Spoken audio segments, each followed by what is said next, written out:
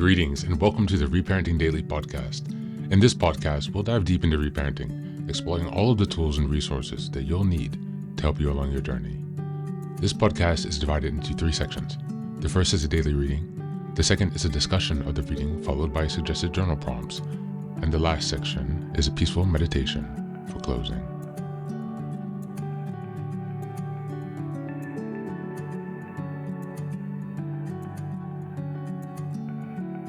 Good morning, good afternoon, and good evening from whenever and wherever you're joining us today.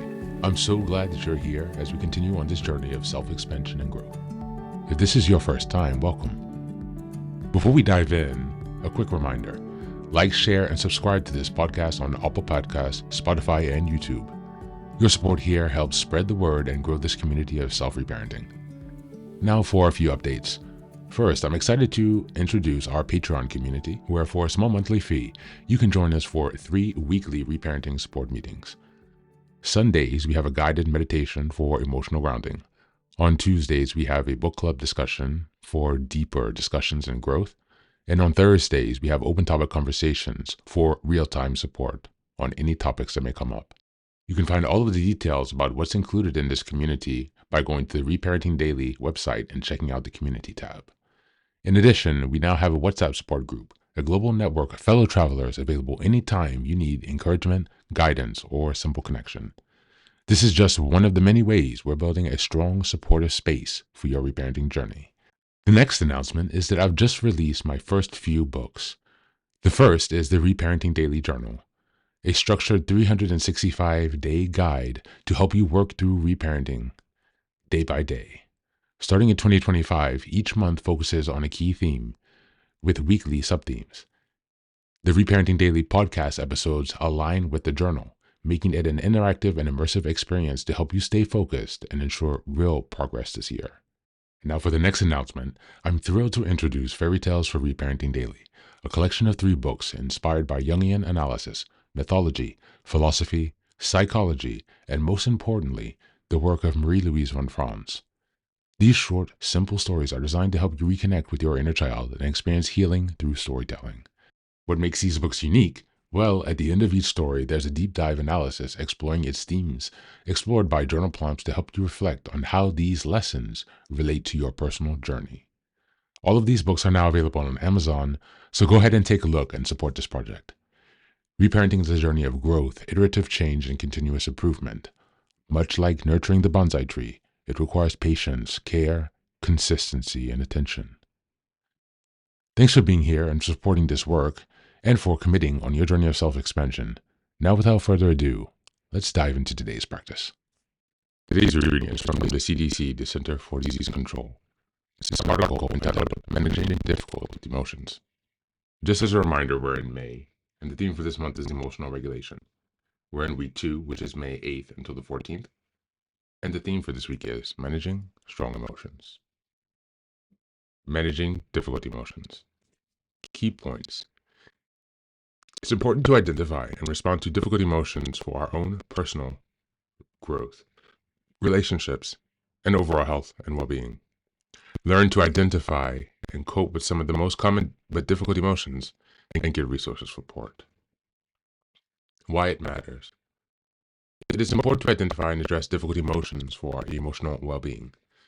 Doing so allows us to understand and process our feelings, prevent our feelings from intensifying or turning into bigger problems, learn from challenging experiences and adapt to hard situations, and develop healthier, more positive mindset, including coping skills and emotional strength.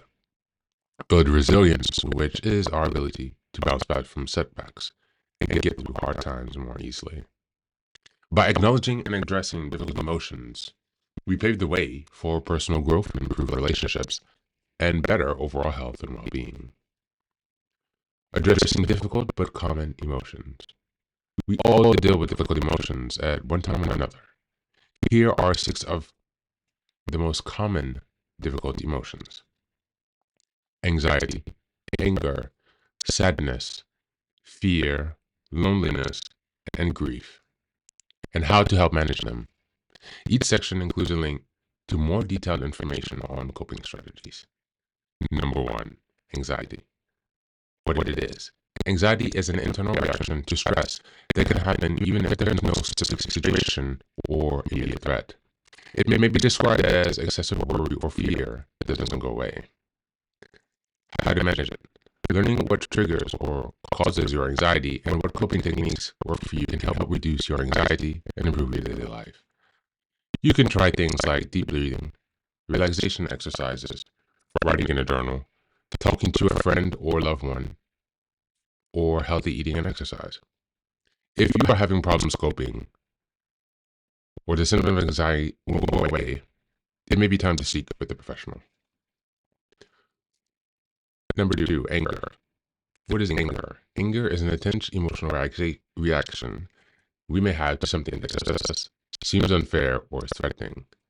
It comes out as verbal outbursts or aggressive behavior. Feelings of frustration, sadness, or worry, or being overwhelmed can also come out as anger. How to manage it. Learning healthy ways to express and resolve anger can help your sense of well-being in your relationships. You can learn anger management and assertive communication techniques that help you cope with your anger in healthy ways. These techniques can help you express your feelings or opinions in a clear, respectful, and constructive way. Number 3, sadness. What is it?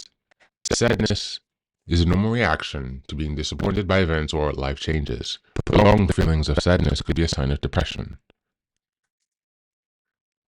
Number 4, fear.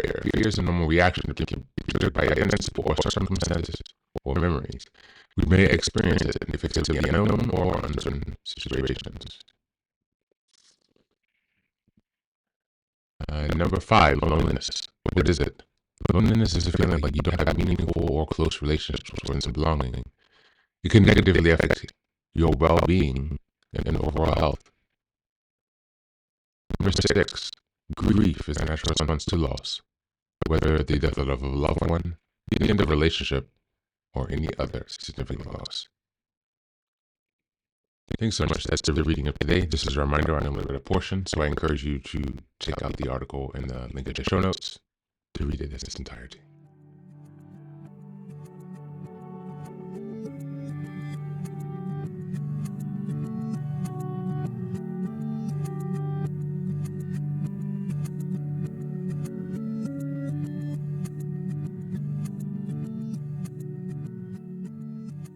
Today's reading focuses on recognizing, understanding, and managing your difficult emotions, which aligns directly with May's theme of emotional regulation and this week's focus on managing strong emotions. This article emphasizes that identifying, addressing emotions like anger, anxiety, sadness, fear, loneliness, and grief is essential for personal growth, resilience, and well-being. It explains that difficult emotions are natural and often rise in response to life's challenges. Ignoring or suppressing them lead to greater emotional distress, while learning to acknowledge and cope with them promotes healthy relationships, improves mental health, and the development of key coping skills like assertiveness, positive communication, and relaxation techniques. Understanding the triggers and physical sensations associated with strong emotions is a vital step in regulating them effectively. Reading into this week's theme, the reading underscores that managing strong emotion requires both awareness and action. Building emotional strength involves first naming what you are feeling, and then choosing constructive responses, whether that's reaching out for support, using mindfulness techniques, or challenging unhelpful thoughts to cognitive behavior strategies.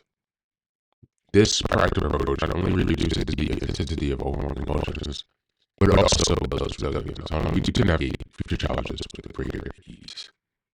Emotional regulation isn't about avoiding strong emotions.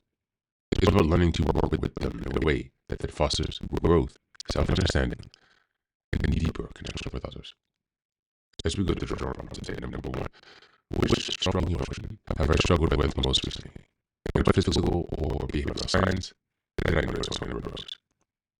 Number 2, what coping strategies have helped me manage difficult emotions in the past?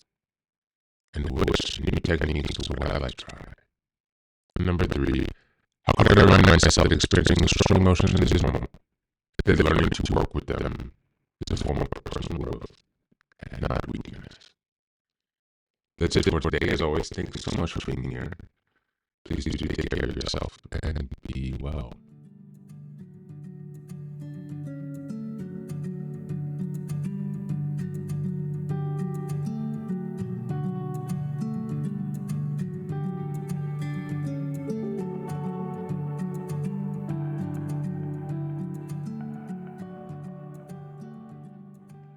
Welcome back. Welcome back. Now, this is the third and final section of the daily podcast. This is your silent meditation. Please go ahead and find a space where you can be comfortable and undisturbed, where you can relax and spend some time with yourself for this 10-minute silent meditation. You can choose to be sitting, standing, lying down, or in whatever position makes you comfortable today. Take a moment to simply be with yourself. Focus on your breath and gently connect with each part of your body. If thoughts arise, don't let them overwhelm you. Just observe them without attachment. Imagine them as leaves drifting down atop a river, passing by without needing your engagement. Stay present, grounded, and open to this moment, no matter what time you are listening and practicing this meditation. Namaste.